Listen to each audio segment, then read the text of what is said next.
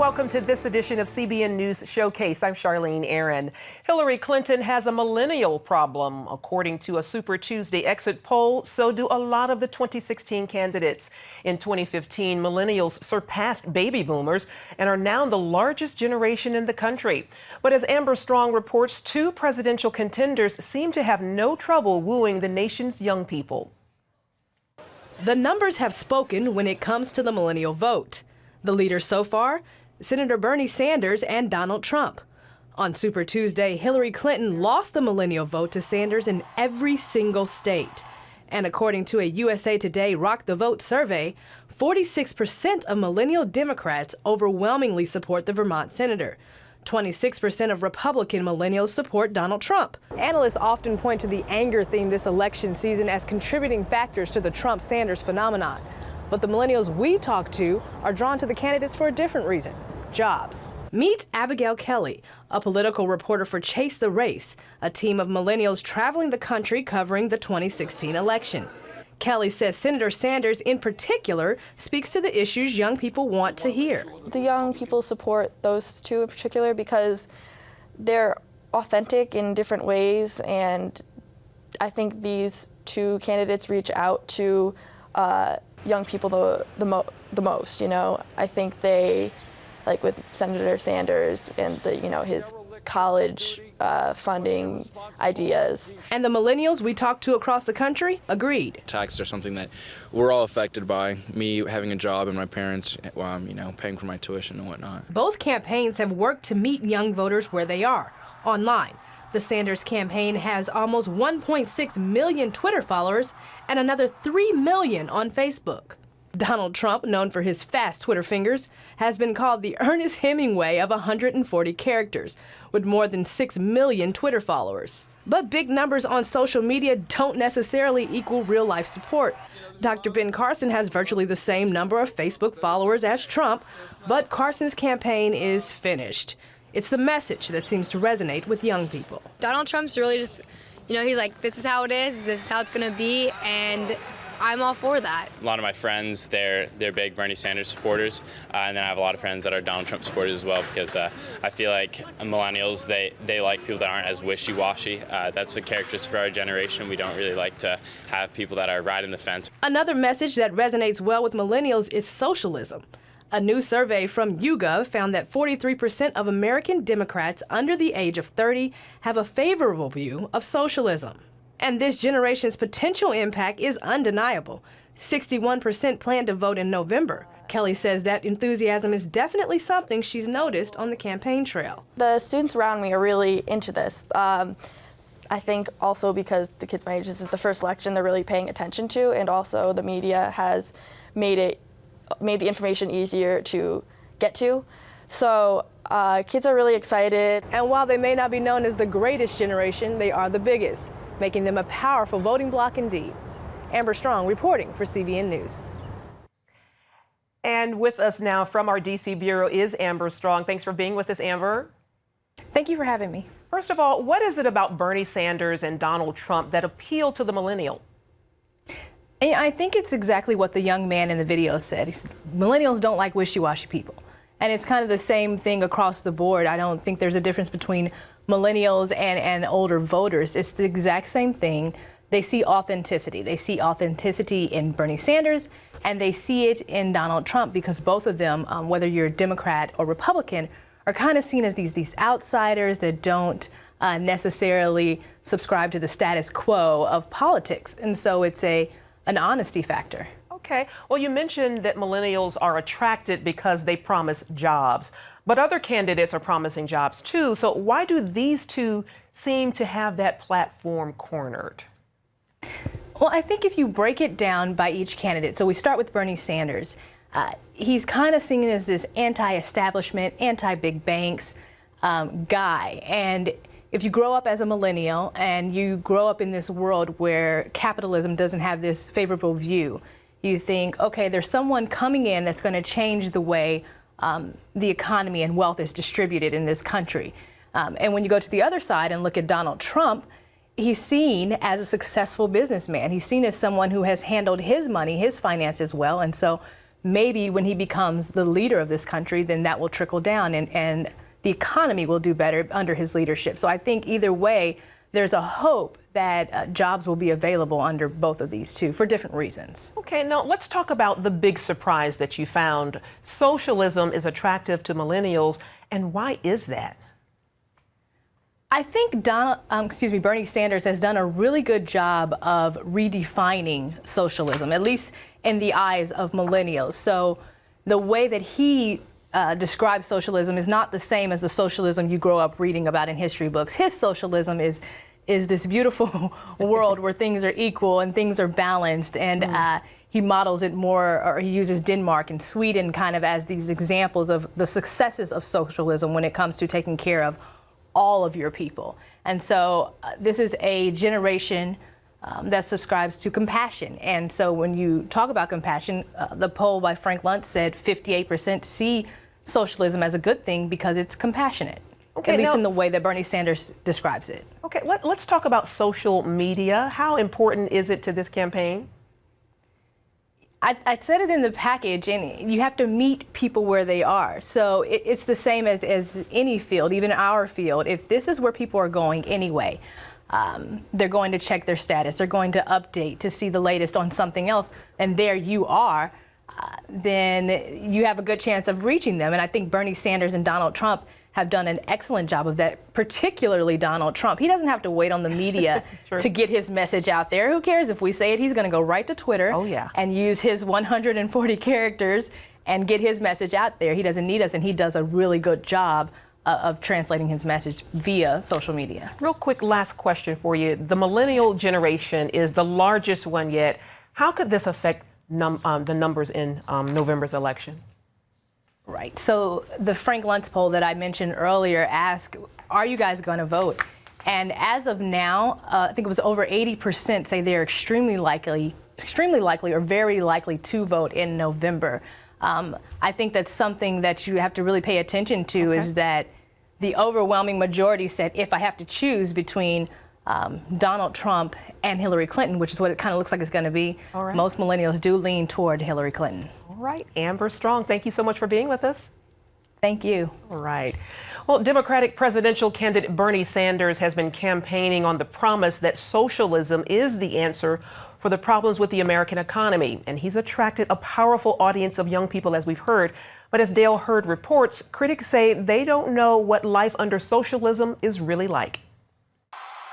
Democratic presidential candidate Bernie Sanders thinks what America needs is socialism. Health care should be a right of all people, the right to go to a public college or university tuition free, at least 3 months of paid family and medical leave. The 74-year-old senator has become a rock star to many millennials who believe in his message and like all the free stuff he's offering. I say he is saying all the things that I need and I want. I want health care. I want an education. I don't want to have to be paying back my student loans for years and years and years. Have a lot of student debt. I think that he's going to do great things for education. Gender equality and equal pay and equality for everyone. Sanders is careful to call his program democratic socialism and doesn't mention Cuba or North Korea, where the average person makes less than $2,000 per year. Or Venezuela, where socialism has resulted in food shortages. Or the Union of Soviet Socialist Republics, where young Sanders went on his honeymoon. He talks instead about European social democracies. It's true that Europe has a long history with socialism, and some of it isn't pretty. France is the land where some joke that communism succeeded. The French have the kind of welfare state Sanders wants, and from which the French government is trying to escape. France is trapped. Having built a welfare state it can no longer afford, it keeps raising taxes, killing the businesses that it needs to fund its welfare state. While Bernie Sanders has said he would like Americans to work less, France's socialist president François Hollande is trying to get the French to work more by ending the 35-hour work week. But the French don't take kindly to having their welfare yanked by the government. They tend to protest and sometimes set things on fire. French free market economist Emmanuel Martin says socialism has also weakened the French work ethic. and entrepreneurial spirit, making people psychologically dependent on the state. Individuals cannot be responsible. They need daddy, the state, to do things for them. It's terrible because we're not able to be grown-ups in a way. We're not grown-ups. We're just, when you have those people demonstrating in the streets, again, they're just asking for Santa Claus.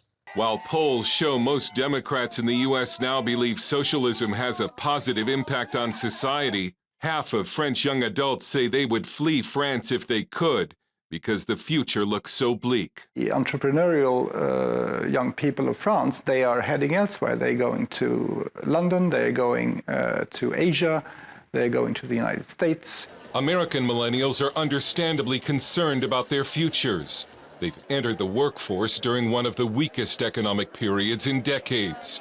Cato Institute fellow Michael Tanner. Well, look, if you're young and your student debts are piling up and you don't know whether there's going to be a job when you get out of school, the prospect of somebody telling you he'll give you something, that sounds pretty good. They've seen capitalism bashed in school and in the media as the problem and not the solution. But the fact is that if you want economic growth, if you want those jobs, if you want prosperity, capitalism is what produces it. Statistics show that the freest economies are the most competitive. Sanders thinks America should follow Scandinavia. And I think we should look to countries like Denmark, like Sweden, and Norway, and learn from what they have accomplished for their working people. But what Scandinavia is Sanders talking about? Sweden, Denmark, and Norway all have lower business taxes than the United States, which has the highest corporate tax rate in the developed world.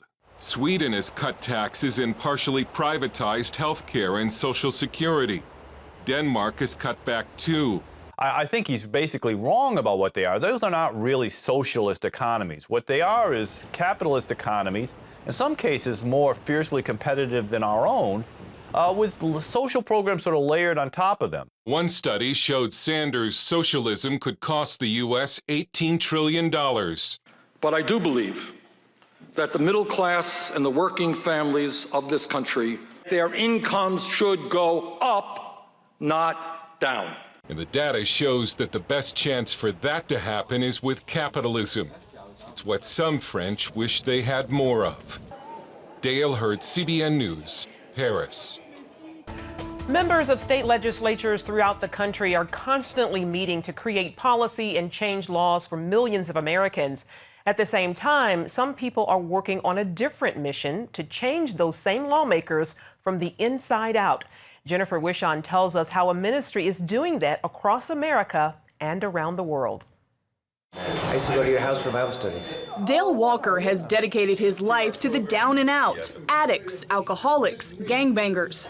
Now the pastor is taking on a different group with similar problems, the up and out, New York politicians. Surveys show Albany, New York State capital, is among the least biblical cities in the country. But Walker, this is my mobile office, is chipping away at that. One of my greatest ministries is riding the elevator. It just seems whenever I'm supposed to meet somebody, the door opens and there they are. After praying God would use him to improve the nation, he got a call from Ralph Drollinger, the founder of Capital Ministries, about taking the gospel to the New York legislature. At the same time, the New Yorkers Family Research Foundation needed someone to reach lawmakers' souls without pestering them about votes. Hi, I wanted to drop this off for the assemblyman. Walker's appointment has been divine. The first 4 lawmakers he met with prayed to accept Christ. So far, he's led 13 lawmakers to follow Jesus. When I offer to pray for people, I don't know if you're a Democrat, Republican, if you're a high muckety-muck or, a freshman legislator, or if you're a liberal or conservative, when I say I'm here to pray for you, every single person says we need that. So much that 39 other pastors like Walker are in state capitals across the country. When the hearts are right, the laws are right. Founded 20 years ago, Capital Ministries took a different direction from the evangelical movements of the 70s and 80s. Instead of trying to change policy, the ministry focuses on changing the hearts of policymakers. Our marching orders aren't go ye therefore and become an advocacy group. Drollinger and his wife Danielle travel from California to Washington when Congress is in session to lead Bible studies in the House and Senate. They walk miles each week hand-delivering Bible studies written by Drollinger to 150 lawmakers. It's better to please God than man. And certainly when you're in the political arena, that's very tough. But Capitol Ministries is making a difference. To be able to start with the Lord's Word with a group of believers. And having that spiritual guidance and having legislators and pastor be able to talk about the scripture really starts my day on a positive note. And the pastors want nothing in return. They simply preach the word of God to the people responsible for voting yes or no. I'll give you the theological bullets. You've got the gun. Perry Gauthier has been leading Bible studies in the Nebraska legislature for nearly a decade. It's not partisan. I say Jesus died for donkeys and elephants. And we love both sides of the aisle. He and other pastors say the fruits of their labor are apparent, from increased courage among lawmakers to the quoting of scripture in chambers. The government is God's intention and tool for people, and it's a good thing, and we're here to pray for you. With Bible studies started in 40 states, Capitol Ministries is now backfilling into cities and counties with a goal to start 10,000 ministries in local governments. They're also taking on the world, hoping to start 200 ministries in as many countries. Drollinger relies on U.S. senators like Oklahoma's James Langford to use their political influence to open international doors that churches alone would have a hard time accessing. We have so many U.S. senators who love Christ that are in tow with our ministry. They're saying, I'll go overseas to use my platform to open doors in foreign federal capitals. It's a bold mission, and for Drollinger, finding the right men to lead is often his biggest challenge. People like Carl Wimmer, a dramatic former member of the Utah legislature. It is states fighting back. Who made statewide headlines when he left the Mormon Church to become an evangelical Christian. He now ministers to former colleagues. There's no doubt in my mind that there's people up there who need a safe place to say that they are struggling and doubting the tenets of Mormonism. I want to be that person. For lawmakers, having a Bible study where they can learn and connect with their colleagues in a safe place is invaluable. It's kind of an oasis in a sea of problems down here. And for elected leaders, having a pastor who's there to give without taking means everything. My mom is sick right now, right? And when you have someone who doesn't really know you but still cares about you, it makes it worthwhile.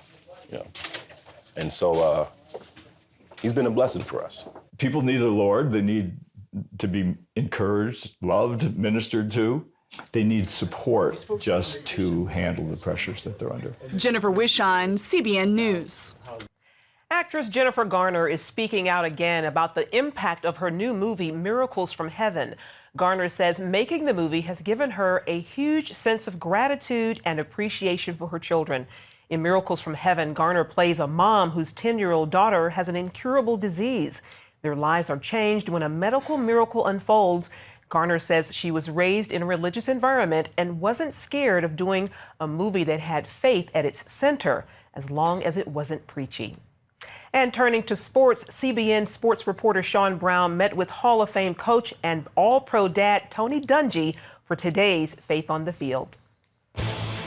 For more than a decade, former NFL head coach Tony Dungy has been more than an inspiration to the game of football. As one of the most successful coaches in the game, he's inspired men to be the best they can be as husbands and fathers. Clyde Christensen and I, he was a receiver coach with us. We used to walk after practice and just talk about our families and what's going on and how we didn't have as much time as dads to be around as much as our fathers were around, and how we could correct that, how we could do a better job. That's when they came up with All-Pro Dad, a division of the nonprofit organization Family First, which focuses on building relationships between fathers and their kids. The way men connect with football, if we can help them get that same energy with parenting, we're going to have a good thing. Let's call it All-Pro Dad and get it started. All-Pro Dad has brought thousands of fathers and kids together with its annual event, the All-Pro Dad Father and Kids Experience. The neat thing is they get to run on the field where their heroes run, and they'll learn a football skill But at the end of a short period of time, then they'll get a life lesson. And they get to spend 3 hours with their dad. And more kids come out thinking, boy, I'm going to get to be on the Buccaneers field. But at the end of the day, it's, I spent 3 hours with my dad and I had a lot of fun. This is something he will never forget, you know. At this age, being here, you got to meet Tony Dungy, meeting all type of people, and I mean, it's something he would never forget. It's great to be here right now. You're out here hanging out with Tony Dungy. Is that cool? The awessemest thing I've ever done in my life. This is really special for me because we get so many parents out here, many for the first time where they, say, it's been years since I've spent 3 hours with my kids just having fun. And getting them to interact and understand how important that is, see the smiles on the kids' faces, and that's what we need in our country. We've got to get our men more engaged being parents. It's going to head off a lot of the problems that we're seeing now. CBN's Orphans Promise has given special training to missionaries and pastors in Ukraine. Orphans Promise helps ministers who work with children and teenagers living in conflict zones. One pastor explained what it's like to serve on the front lines. He says, quote, "There are many children living here, and we realize that we as a church can serve them. And we understand that it is necessary to train our teams on how best to meet their needs." And the 5-day training program provides practical and theoretical guidelines for working with children growing up in a war zone. And each team that attended also received a complete season of Superbook and the Superbook Church curriculum, so they can start their own Superbook clubs. Well, that is all for this edition of the CBN News Showcase, and you can find more of our exclusive coverage of the issues you care most about at cbnnews.com, and stay up to date with CBN News through Facebook and Twitter. We hope you join us next time. Have a wonderful day. God bless.